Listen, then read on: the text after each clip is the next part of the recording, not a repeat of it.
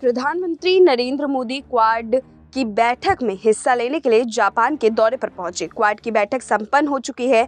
इस बैठक में भारत, अमेरिका, जापान और ऑस्ट्रेलिया के राष्ट्र प्रमुखों ने शिरकत की। इन दिनों दुनिया भर में क्वाड की चर्चा है और वैश्विक मीडिया में इसे लेकर बातें हो रही हैं।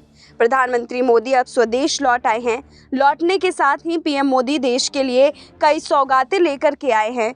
चलिए आइए आप जानते हैं कि इस सम्मेलन में क्या कुछ खास रहा। इस सम्मेलन में सबसे अहम संयुक्त राज्य अमेरिका की सरकार और भारत सरकार के बीच निवेश प्रोत्साहन समझौता रहा। आपको बता दें कि भारत और अमेरिका सरकार ने टोक्यो, जापान में एक निवेश प्रोत्साहन समझौते पर हस्ताक्षर किए।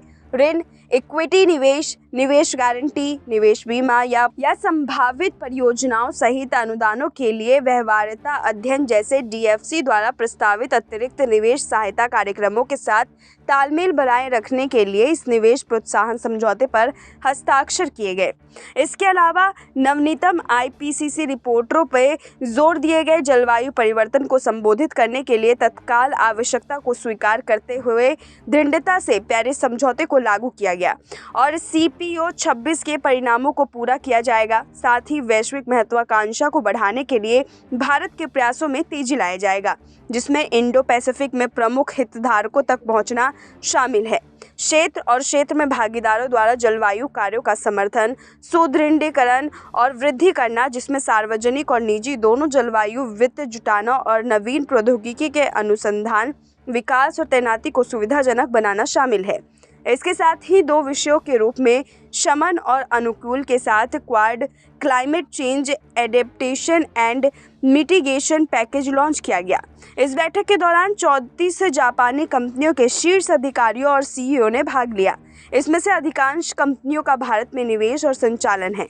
यह भारत के लिए बहुत बड़ी अपॉर्चुनिटी के रूप में सामने आया है। आपको बता दें कि अमेरिकी राष्ट्रपति बाइडेन ने आईपीईएफ को लॉन्च किया। यहाँ आपको ये समझना बेहद ज़रूरी है कि आईपीईएफ भारत प्रशांत क्षेत्र में लचीलापन, स्थिरता, समावेशिता, आर्थिक विकास, निष्पक्षता और प्रतिस्पर्धात्मकता बढ़ाने के उद्देश्य से भाग लेने वाले देशों के बीच आर्थिक साझेदारी की मजबूत करना चाहता है, जो कि भारत के लिए आने वाले समय में आर्थिक स्थिति को और मजबूत करने के रूप में सामने आएगा।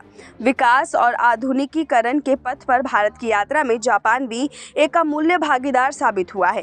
पीएम का कहना है कि ऑटोमोबाइल क्षेत्र से औद्योगिक गलियारों तक जापानी निवेश और विकास सहायता का वास्तव में पूरे भारत पर भारतीय पदचिह्न है। प्रतिष्ठित Mumbai Ahmedabad high speed rail परियोजना एक नए भारत के निर्माण के लिए कुछ सबसे महत्वपूर्ण प्रयासों में जापान के व्यापक सहयोग का प्रतीक है। इसके अलावा पीएम मोदी स्टूडेंट्स के लिए क्वाड फेलोशिप का एक सुनहरा अवसर भी लेकर के आए हैं।